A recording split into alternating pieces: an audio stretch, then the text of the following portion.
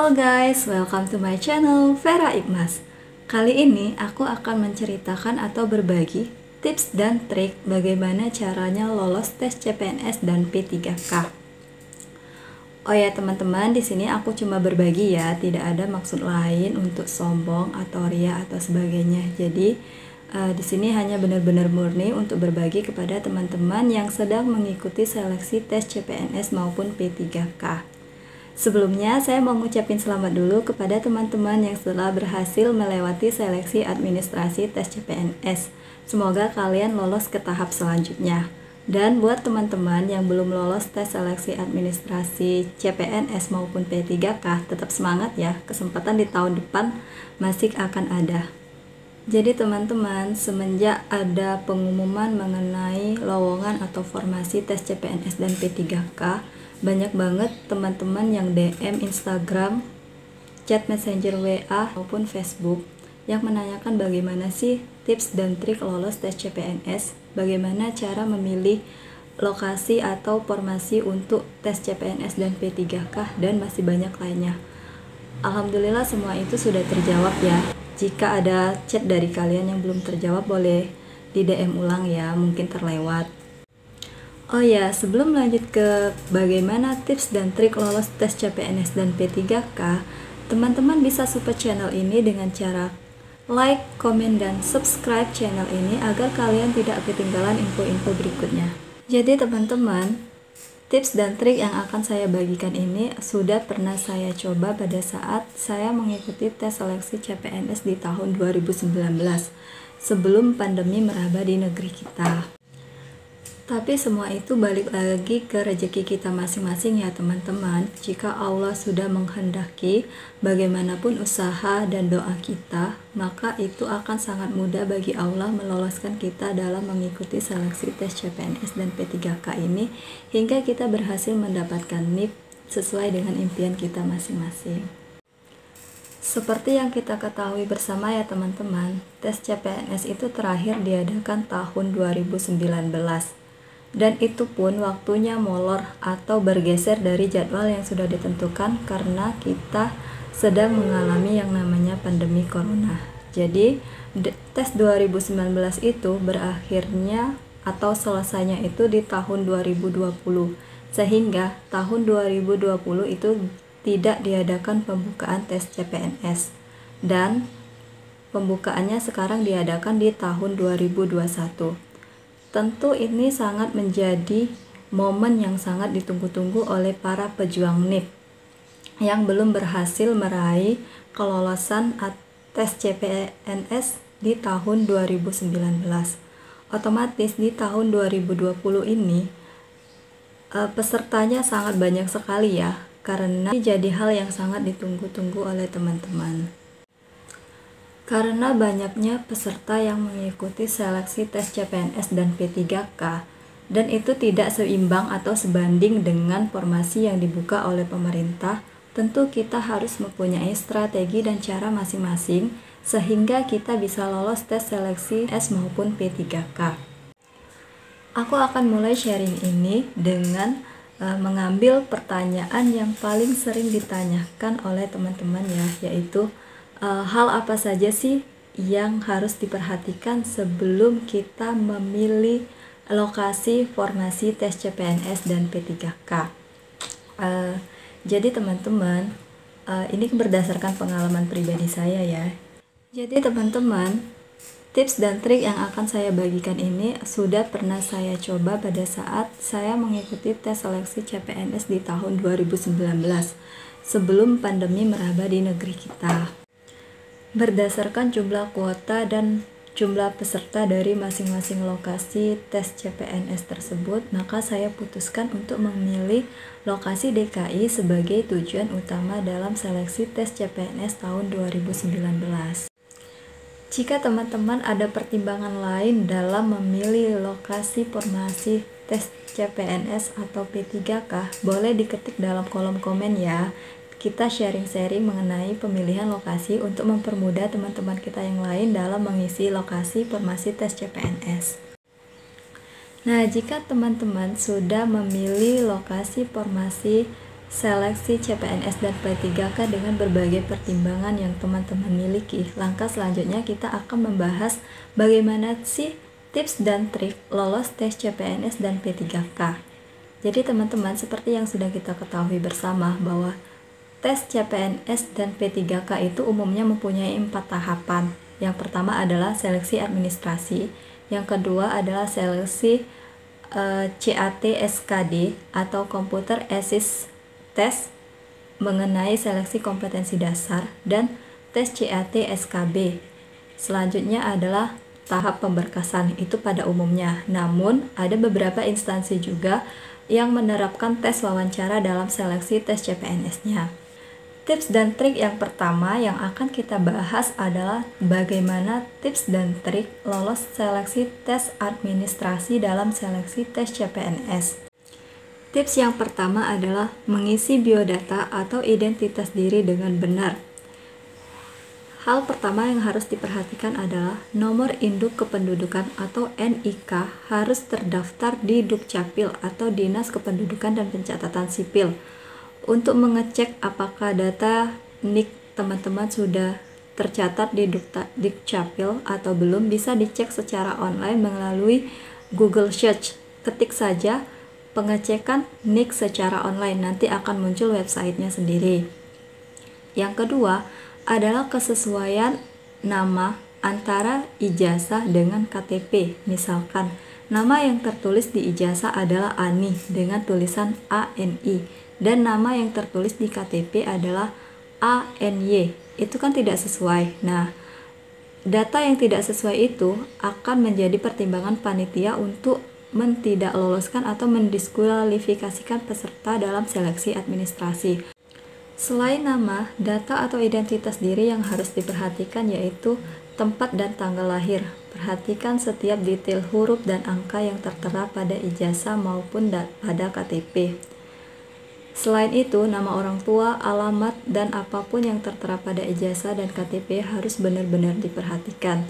Jika ada ketidakcocokan atau ketidaksesuaian data yang ada pada KTP dan ijazah, maka data tersebut harus dicocokkan terlebih dahulu dengan cara mengubah salah satu berkas. Apakah data di KTP yang harus menyesuaikan dengan ijazah atau data ijazah yang menyesuaikan pada KTP. Cara memperbaiki perbedaan dua data tersebut yaitu dengan cara kita harus menentukan terlebih dahulu data mana yang menjadi patokan. Misalnya, jika ijazah yang menjadi patokan data yang benar, maka KTP-nya yang harus diubah, dan mengubahnya itu melalui Dinas Kependudukan dan Pencatatan Sipil. Namun, jika KTP-nya yang menjadi patokan data yang benar, maka ijazahnya harus diubah. Cara mengubah ijazahnya adalah mengurus di universitas atau sekolah masing-masing dengan membuat surat keterangan berupa kesalahan data.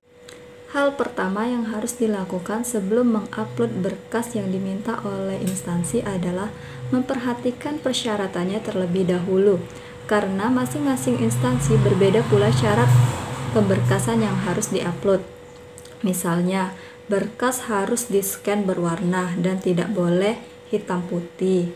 Yang kedua, ukuran berkasnya ada batas minimal dan maksimalnya. Misalkan instansi mensyaratkan ukuran berkasnya itu minimal 200 KB dan maksimal 500 KB. Otomatis ukuran berkas yang harus kita upload itu menyesuaikan dengan ukuran yang diminta oleh instansi. Yang ketiga adalah bentuk filenya. Bentuk filenya ada instansi yang mensyaratkan bentuk filenya harus PDF. Maka jika kita mempunyai file Word itu harus dikonvert dulu ke bentuk PDF-nya.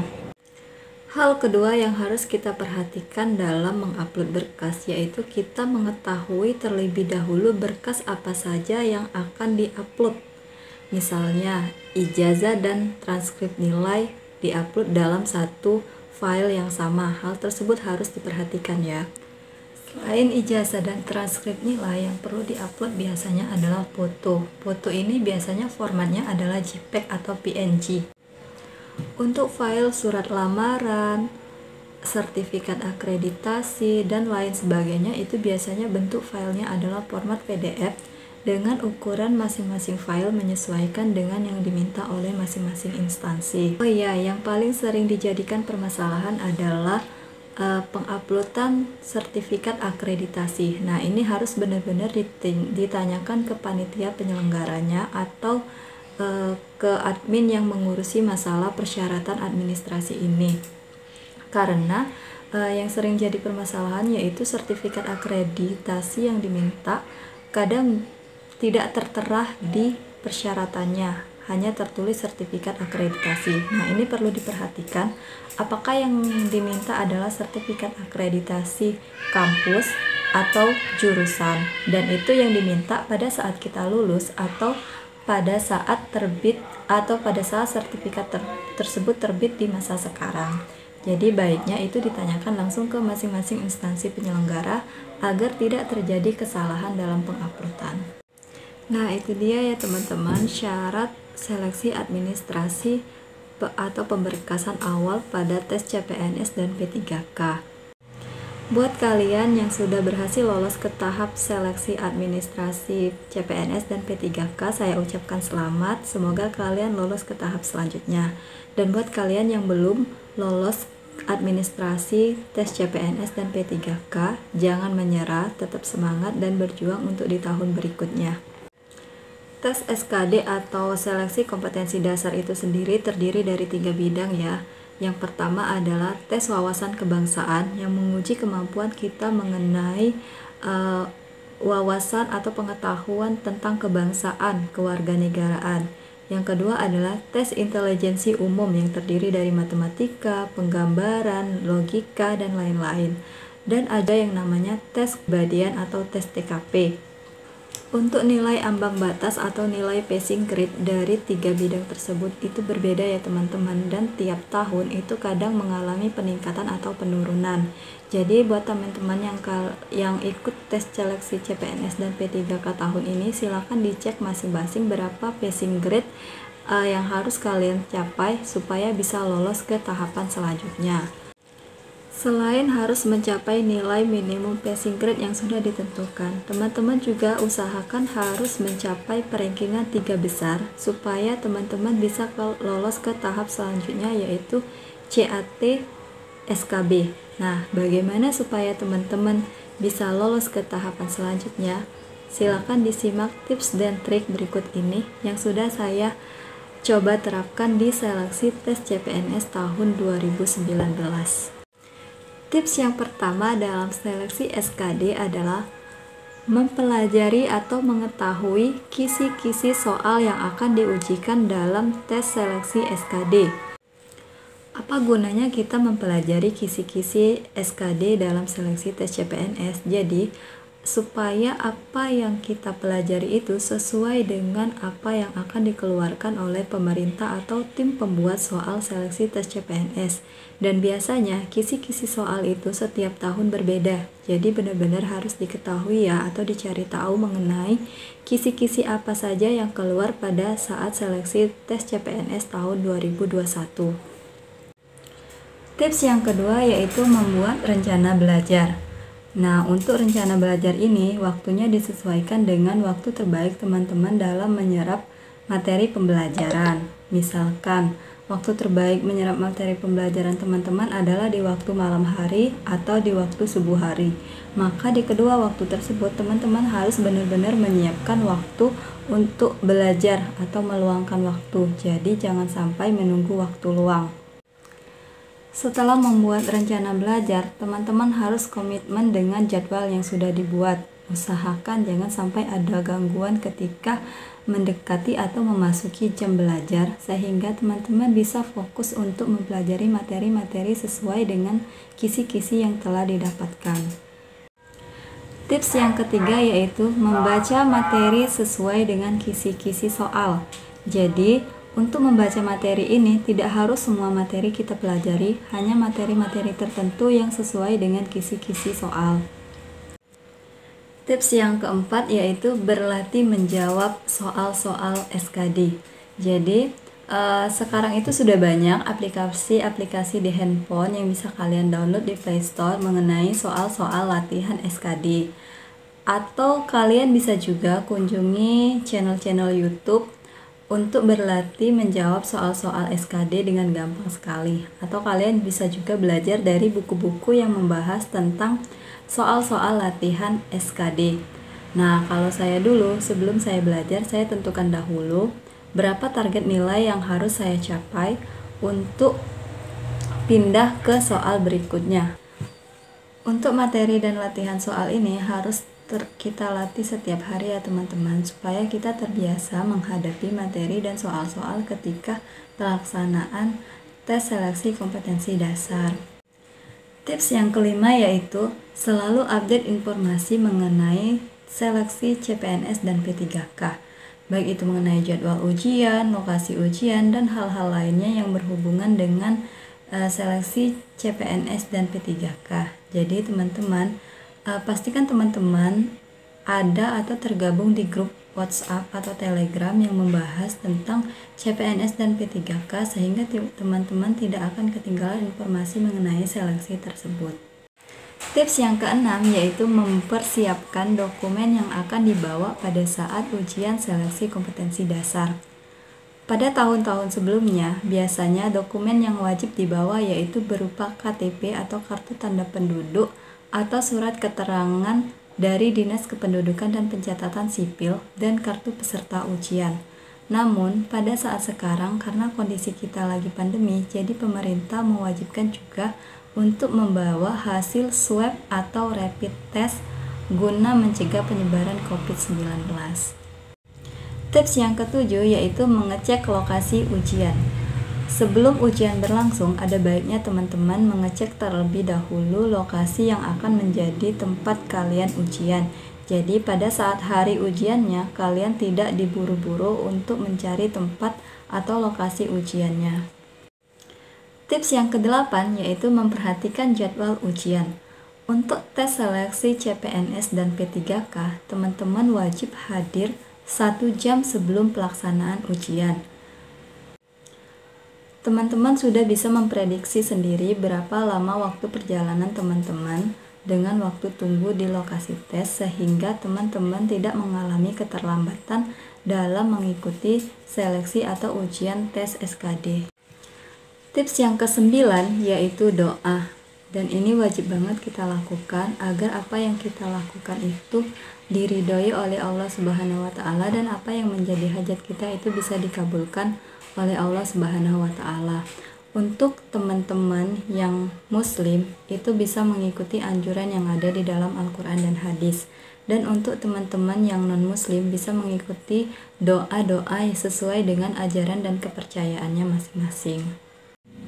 Oh ya teman-teman, mengenai doa, ada 7 amalan yang biasa saya terapkan ketika saya akan mengikuti seleksi, baik itu mengikuti seleksi beasiswa, PPG, maupun tes CPNS. Dan ini juga saya terapkan ketika saya mengikuti seleksi tes CPNS tahun 2019 kemarin. Amalan yang pertama yaitu sedekah. Sedekah ini boleh apa saja ya teman-teman, boleh berupa uang, berupa barang yang lainnya, informasi, dan hal-hal yang bisa mempermudah urusan orang lain. Amalan yang kedua yaitu membaca surat Yasin dan Al-Waqiah. Usahakan setiap kita selesai sholat, baik sholat wajib maupun sholat sunnah, untuk membaca surah Yasin dan Al-Waqiah yang sudah kita ketahui bersama wasilahnya, yaitu untuk mengabulkan hajat atau keinginan kita. Amalan yang ketiga yaitu mendoakan teman. Apabila kita mendoakan orang lain hal-hal yang baik, maka hal-hal yang baik itu juga akan terjadi pada diri kita. Jadi apabila kita mendoakan teman yang lain untuk lolos seleksi CPNS dan P3K, otomatis doa itu juga akan berbalik ke kita, dan insya Allah kita akan lolos seleksi CPNS dan P3K.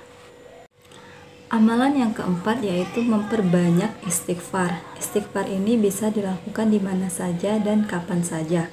Bisa juga di perjalanan ketika menuju suatu tempat atau ketika kita melakukan pekerjaan-pekerjaan rumah.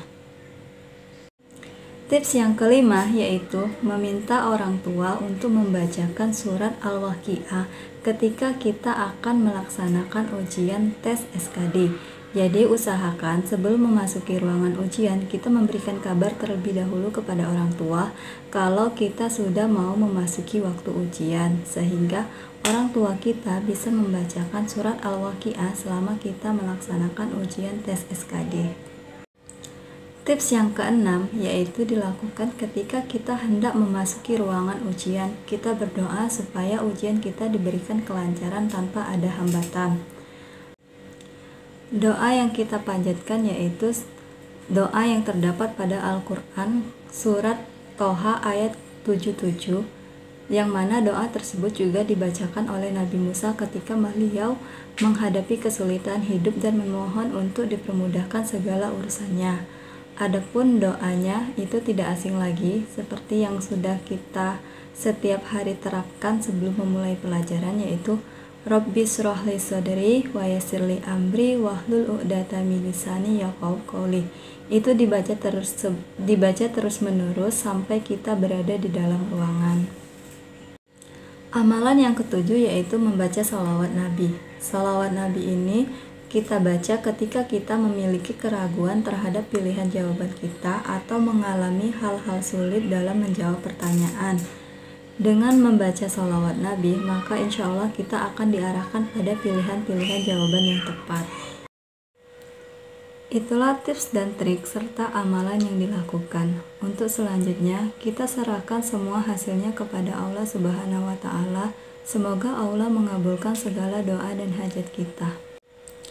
Nah, apabila teman-teman sudah berhasil lolos dalam seleksi tes CAT, seleksi kompetensi dasar, maka teman-teman akan melakukan atau menghadapi tahapan selanjutnya, yaitu berupa tes seleksi kompetensi bidang. Tes seleksi kompetensi bidang ini sesuai dengan jurusan masing-masing ya.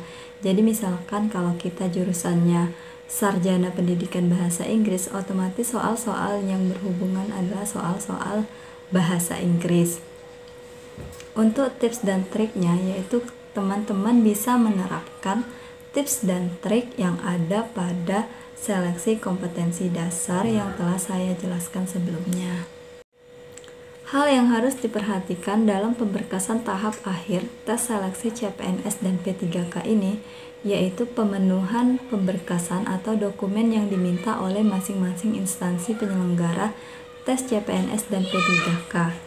Untuk dokumennya dapat dilihat kembali pada pengumuman yang telah dibuat atau yang telah diumumkan oleh lembaga tersebut.